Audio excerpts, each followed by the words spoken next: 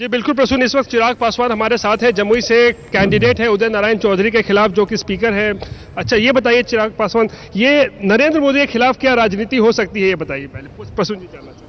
नहीं, उनके खिलाफ कोई राजनीति नहीं हो सकती। और देखिए, जब पूरी आवाम आपके साथ है, जब देश की जनता पूरी की पूरी आपके साथ है, हर एक व्यक्ति आज की तारीख में अक्रॉस द कंट्री, मैं बात कर रहा हूँ ना सिर्फ बिहार की बल्कि अक्रॉस द कंट्री आज की तारीख में हर एक व्यक्ति सिर्फ और सिर्फ विकास की बात कर रहा है। विकास एक बहुत बड़ा मुद्दा है और सिर्फ नरेंद्र मोदी जी जिस तरह से इस मुद्दे को लेकर आगे आए हैं, हर एक व्यक्ति उनसे प्रभावित और उनसे जुड़ा हुआ है। नरेंद्र मोदी का बिना राजनीति हो सकती है क्या, क्योंकि जिसको देखे वो नरेंद्र मोदी के बैंड वैगन में ही शामिल होना चाह रहा है। देखिए, नरेंद्र मोदी जी एनडीए गठबंधन का चेहरा हैं और डेफिनेटली राजनीति में एक चेहरा मायने रखता है। लोगों की आस्था होती है उस पर, लोगों का विश्वास होता है उस पर। तो डेफिनेटली नरेंद्र मोदी जी एक फैक्टर हैं, आप उनको बिल्कुल भी डिनाई नहीं कर सकते, रूल आउट नहीं कर सकते।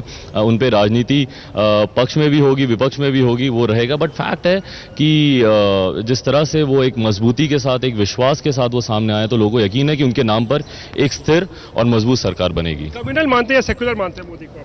देखिए, पूरी तरह से सेक्युलर, कम्युनलिज्म की उनमें कोई झलक नहीं है। आप हाल फिलहाल के वर्षों में अगर आप उनके भाषण भी सुने, कहीं से भी कोई भी कम्युनलिज्म की कोई झलक नहीं दिखती, सांप्रदायिकता की कोई झलक नहीं दिखती। और जो व्यक्ति विकास की बात कर रहा है तो उससे किसी को क्यों परहेज होगा। आज जितने भी आप तमाम विपक्षी दल देखिए, वो लोग सेक्युलरिज्म और कम्युनलिज्म की बात कर रहे हैं। और हकीकत यह है कि जो लोग ज्यादा सांप्रदायिकता की बात करते हैं, सबसे ज्यादा सांप्रदायिकता वो लोग फैलाते हैं।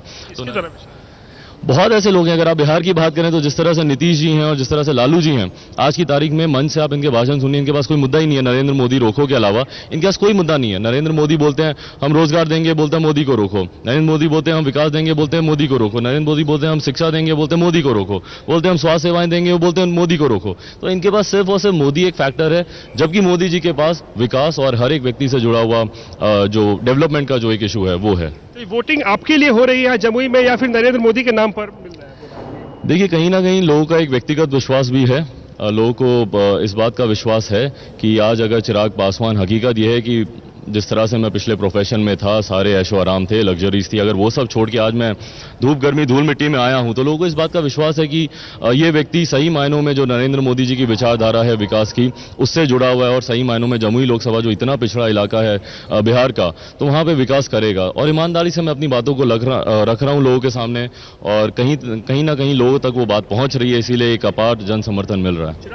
एक सवाल पूछा जाए रोहित हमारी तरफ से, इंडिया में आने बिहार का कौन सा नेता है जो इन्हें लगता है कि वो बिहार का नायक हो सकता है?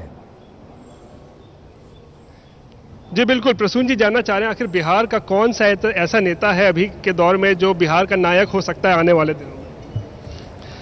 देखिए, बिहार में नेताओं की कमी नहीं है। बहुत से ऐसे नेता हैं, जिस तरह से सुशील मोदी जी हैं, हमारी पार्टी के राष्ट्रीय अध्यक्ष हैं माननीय रामविलास पासवान जी। बहुत से ऐसे नेता हैं बिहार में जो कि ईमानदार सोच रखते हैं, ईमानदार कोशिश रखते हैं बिहार को विकसित बनाने में। तो ऐसे बहुत से तमाम नेता हैं जो बिहार के नायक बन सकते हैं। आने वाले दिनों में आप भी बन सकते हैं? देखिए, अभी मेरी प्राथमिकता सिर्फ और सिर्फ बिहार को एक विकसित प्रदेश बनाने की है, जमुई को, लोकसभा को एक विकसित क्षेत्र बनाने की है। मैं बस अपने स्तर से काम कर रहा हूँ। पोस्ट कोई किसी तरह का, ये इन चीजों में मैं नहीं पढ़ रहा हूँ, ये मेरे लिए मायने नहीं रख रही हैं। बिहार में खलनायक कौन है? एक्सपेक्ट कर रहे हैं इंडिया को? देखिए, 40 की 40 जितने भी हमारे प्रत्याशी हैं, 40 हम लोग एनडीए गठबंधन के तमाम प्रत्याशी बिहार से हम लोग जीत रहे हैं। खलनायक कौन है? नायक अगर सुशील मोदी है और रामविलास पासवान है, तो खलनायक कौन है बिहार की राजनीति में?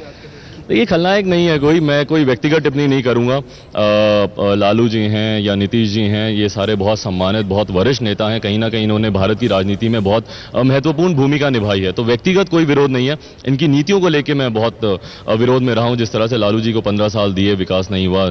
नीतीश जी को 7 साल दिए, विकास नहीं हुआ। आज ये लोग कम्युनलिज्म की बात करते हैं। लालू जी जब पहली बार मुख्यमंत्री बने तो वो बीजेपी के समर्थन से बने। नीतीश जी ने 17 सालों तक बीजेपी के साथ गठबंधन निभाया। तो आज जब हम लोग इस गठबंधन में जा रहे हैं तो इनके पास सिर्फ एक मुद्दा बन गया कि भैया हम लोग भी सांप्रदायिक हो गए हैं। तो जब ये उनके साथ थे तो उस वक्त बीजेपी सेक्युलर थी, आज हम लोग बीजेपी के साथ जा रहे हैं तो बीजेपी कम्युनल हो गई। तो मेरी इनकी नीतियों को लेकर आखिरी सवाल जरा पूछ लीजिए कि दरअसल फिल्मों में 3 घंटे में पोएटिक जस्टिस हो जाता है, बिहार में कितना वक्त लगेगा पोएटिक जस्टिस होने में? जी बिल्कुल, फिल्मों में तो 3 घंटे में पोएटिक जस्टिस हो जाता है, सारा कुछ आप बता देते हैं। आखिर बिहार में कितना टाइम लगेगा वो जस्टिस होने के लिए? देखिए, इतने वर्षों तक जो मैंने कहा बिहार पिछड़ा है, मेरा भी विरोध यही रहा। जब मैं दूसरे प्रदेशों में रहता था, काम करता था, तो मेरा भी विरोध इसी बात का था कि भैया कब तक बिहार पिछड़ा रहेगा। कभी तो विकास करना होगा। और हम लोगों के साथ विडंबना ये रही है कि हमें नेता बहुत रहे, नीतियां बहुत रही हैं, किसी भी नेता में काम करने की नीयत नहीं रही, इसीलिए आज तक बिहार इतने वर्षों में पिछड़ा है। नीतीश जी बात करते हैं विशेष राज का दर्जा दिलाएंगे, क्यों नहीं इतने वर्षों में विशेष राज का दर्जा दिलाया? क्योंकि उन्होंने कभी एक ईमानदार कोशिश ही नहीं की, एक ईमानदार पहल ही नहीं की। अगर वो सर्वदलीय बैठक बुलाते, सबको एकजुट करते, तो सही मायनों में हो सकता था कि शायद केंद्र तक वो बात जाती। केंद्र अपनी राजनीति खेलती है, राज्य अपनी राजनीति खेलता है, बट इसमें पिस्ता कौन है? बिहार और बिहार के मतदाता। 272 प्लस कितना रीचेबल है बताइए। देखिए अभी परिणाम आएंगे, ज्यादा समय नहीं रह गया है, कुछ 5-1 हफ्तों की बात और है, उसमें नरेंद्र मोदी जी भारत के प्रधानमंत्री बन रहे हैं और वो कम से कम पार्लियामेंट में कम से कम 300 की संख्या पार करके वो भारत के प्रधानमंत्री बनेंगे। चलिए रोहित, बहुत बहुत शुक्रिया।